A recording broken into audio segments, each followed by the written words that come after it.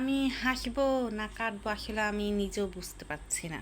মানে এটা আসলে আজও কোনো কষ্ট না এটাই আমার বাস্তবতা সেটাও আমি বলতে পারি না। যখনই খুব রাগ করে বলি স্বামীর কামাই খাবো না, স্বামীর কাছে কিছু চাইবো না, স্বামীর সাথে কথা বলবো না, ওমা এদিকে পুরো উল্টো হয়ে যায়। ওই দিন বেশি খিদা লাগে, ওই দিনই মনের ভিতরে কথা কওয়ার লেগে মন উতলাইয়া পড়ে, কখন কথা কব, কখন কথা বলবো, কখন কথা বলবো। আর যেদিন খুব রাগ উঠে সেদিনই মনে হচ্ছে পৃথিবীর মনে হয় সব কিছু উলট পালট আমার কাছেই মনে হয়। এত ক্ষুধা লাগে ওই সময় রাগ করে যে না খেয়ে থাকবো, একবেলাও না খেয়ে থাকতে পারি না। এইভাবে কি হয় বলেন? হ্যাঁ, পুরুষ মানুষের কাছে কিভাবে আমি মূল্য পাবো বলেন?